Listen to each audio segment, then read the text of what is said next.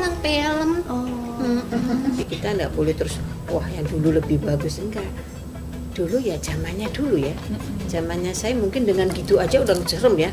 Anak-anak nggak berani keluar rumah tuh ya. Sampai sekarang nggak berani. Ya kayak itu teman-teman saya kalau cerita, gua kalau lihat padahal teman sekolah itu yang dulu suka nakut-nakutin saya itu. Gila. Aku delok film mugi ora wani metu bengi.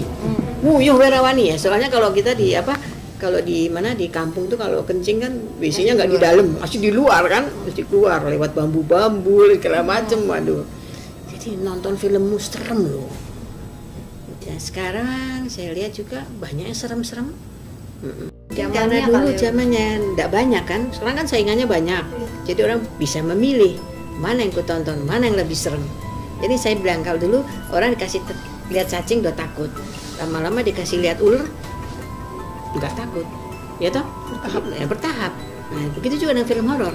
Kalau lihat-lihat film horor yang begini-begini, aduh, zamannya segitu serem. Sing saiki karena terlalu banyak. Jadinya kalau nggak bener-bener milih yang bagus, timingnya juga harus bagus, sulit ya kita karena saingannya banyak. Kalau dulu saingannya dikit ya. Mungkin ini juga kali ya. Mungkin karena orang dulu nggak banyak ngomong ya. Mungkin sekarang film sekarang ini banyak ngomong. Mau nakutin orang sudah ngomong dulu. Wah kamu mau saya takutin ya? Permisi. Takut dong ya? Takut. Iya. Jadi hantu sekarang kayaknya udah sekolah. Jadi mau nakutin permisi. Hantunya udah modern mungkin. Udah modern. Nanti kalau dulu memang sopan kita jarang santunnya ngomong ya. gitu. Lebih banyak ke makanya saya bilang kalau jadi artis tuh bukan ngajarin ya, karena saya juga belajar dari orang senior yang lebih tua dari saya juga saya orang yang gampang bertanya dan saya nggak akan pernah malu untuk bertanya. Untuk nanti dibilang kok goblok men ki Susi, takon wae. Halo aku durung ngerti kok. Nah, tanya sama guru saya juga gitu, kayak saya diajarin apa, saya nanya lagi. Tadi kan sudah dijelaskan, tapi saya kurang jelas. Lu tadi belum jelas, yang lain sudah jelas, sudah, tapi saya belum. Nah, tapi saya ngengkeng gitu loh.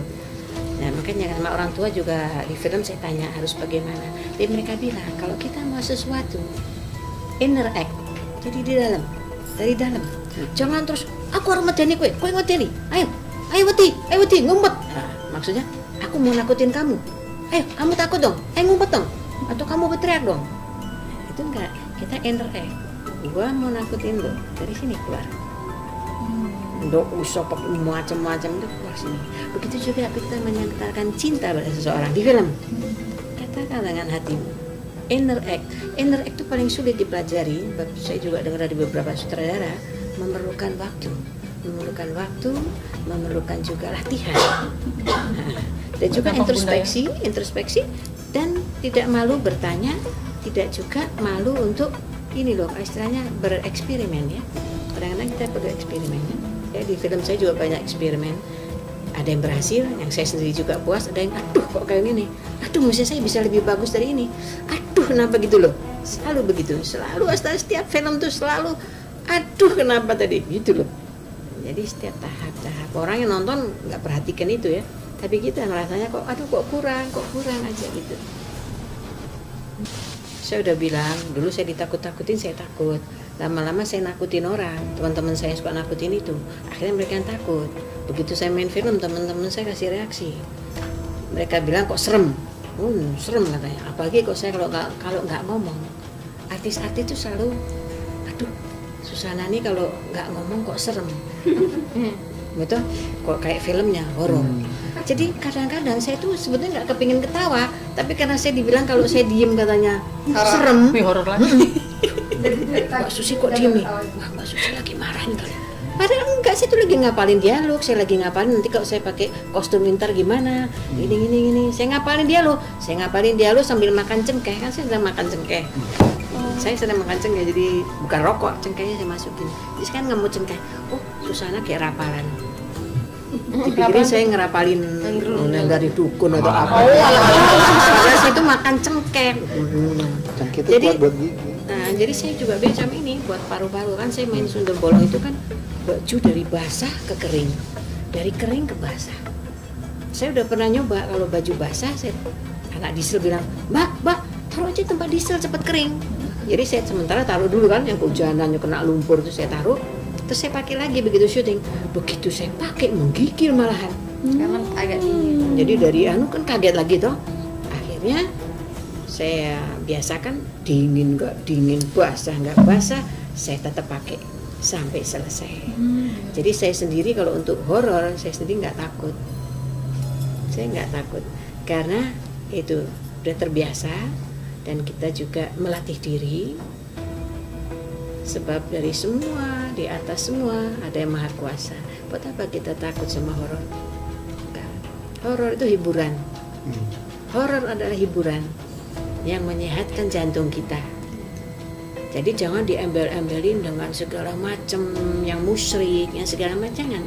Kita mau bikin film horor ya serem aja. Biar orang serem gimana? Cari sesuatu yang baru. Kalau ini bikin deg-degan, yang lain kali nggak deg-degan, apa ya? Supaya orang deg-degan. Jadi saya sendiri nggak takut tuh. Makanya kalau syuting-syuting di kuburannya bener, nomor satu kita ya sebagai orang Indonesia, amit-amit. Istilahnya tuh ya setiap jengkal tanah kan punya Tuhan ya. Kita kelonun, kita ya istilahnya kelonun itu bahasa Jawa paling bagus. Permisi. Kelonun, permisi. Saya mau syuting.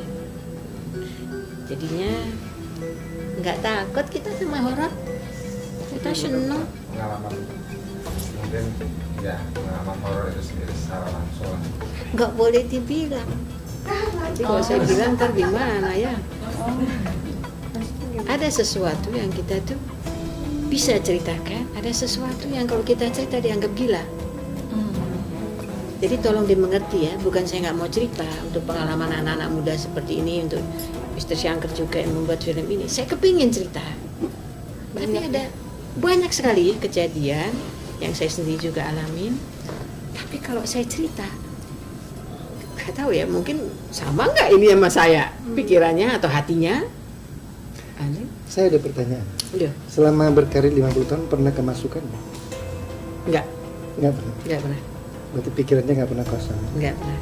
Jadi malah kita kalau mau syuting, kita berdoa sesuai dengan iman kita, agama kita, karena di atas semuanya ada Sang Pencipta yang Maha Kuasa. Kalau buat saya, kalau Anda mau tanya, mungkin Anda nggak mau tanya juga, nggak tegel atau nggak gimana. Buat saya, kalau orang sudah meninggal, antara flesh, blood, and bone, itu semua jadi abu, kembali ke abu, ke Gas to tanah. gas.